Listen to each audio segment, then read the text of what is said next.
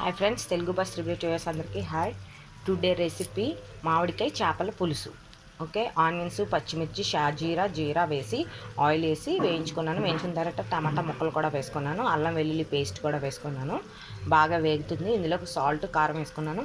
Already చేపలు బాగా wash చేసి ఇలా ఉప్పు, కారం, అన్ని మసాలా, ధనియా పౌడర్, జీరా పౌడర్ అన్నీ కలిపి ఇలా మ్యారినేట్ చేసుకున్నాను.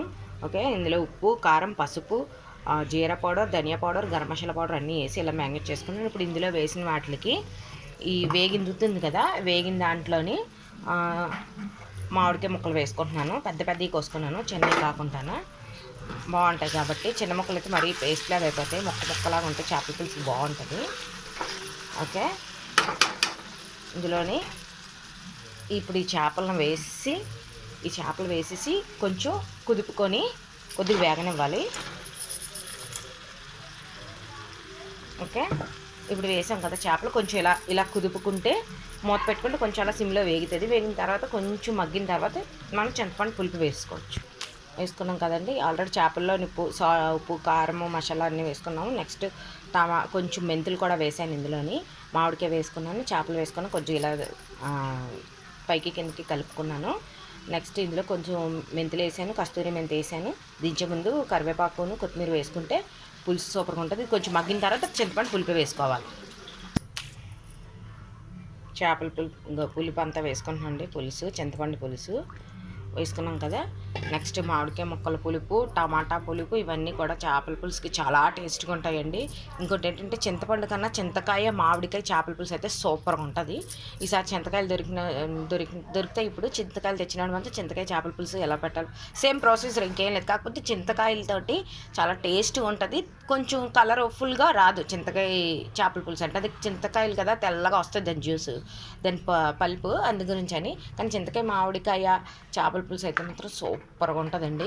ఈ రోజుకైతే మాత్రం మామిడికాయ చింతపండు పులుసుతోటి చేపల పులుసు అండి, సూపర్గా ఉంటుంది. ఇందులో కస్తూరి మెంతి వేసాను, అది కరివేపాకు కొంచెం వేసాను. కొత్తిమీర దించి ముందు వేసుకుంటే సూపర్గా ఉంటుంది మామిడికాయ చేపల పులుసు. ఓకే, మా ఛానల్ ఎవరైనా సబ్స్క్రైబ్ చేయకపోతే ప్లీజ్ సబ్స్క్రైబ్ చేయండి, లైక్ చేయండి, షేర్ చేయండి, కామెంట్స్ పెట్టండి. ఓకే,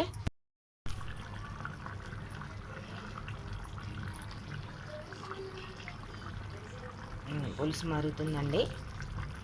చేపల పులుసు ఇదిగోండి, మామిడికాయ చేపల పులుసు, మామిడికాయ చింతపండు పులుసు వేసి చేపల పులుసు అండి. ఇంకా చక్కగా మరుగుతుంది. ఈ మామిడికాయతోటి చక్కగా పులుసు కన్నా మామిడికాయ చింతపండు చేపల పులుసు చిక్కగా అంటే కర్రీలా కాకుండా పులుసు కాకుండా చేసుకునే కన్నా ఇలా చేసుకుంటేనే చాలా బాగుంటుందండి. దగ్గరికి అయిపోతుంది కూడా. అది ఇలా ఉండగానే ఆపేసుకున్నాం అనుకోండి, దగ్గరికి అయిపోతుంది ఎప్పుడైనా సరే. అయితే చేపల పులుసు ఇంతకుముందు పెట్టాను వీడియో, చక్కగా దగ్గరికి అయ్యేలాగా మొక్కకు పట్టుకునేలాగా పులుపు అది. కానీ ఇది అలా కాదు. మామిడికాయ చేపల పులుసు అంటే సేమ్ ఇలాగా. ఇప్పుడు ఇది చూసారా, ఇలా ఉంటే ఇలా పెడితే తగ్గిపోతుంది. కట్టేస్తే స్టవ్ ఆపేస్తే దగ్గరికి అయిపోతుంది. ఓకే, అయిపోయిందండి, మరిగిపోయింది. కట్టేసాను, దగ్గరికి అయిపోద్ది చేపల పులుసు. ఓకే, ఇదిగోండి చక్కగా మామిడికాయ ముక్కలు, చేపల పులుసు. ఇదిగోండి మామిడికాయ ముక్క. ఓకే ఫ్రెండ్స్, మీరు ట్రై చేయండి. ప్లీజ్ షేర్ చేయండి, లైక్ చేయండి, సబ్స్క్రైబ్ చేయండి, కామెంట్స్ పెట్టండి. ఓకే, మామిడికాయ చేపల పులుసు రెడీ. కొత్తిమీర వేసుకున్నాను నేను ఆల్రెడీ. ఓకే.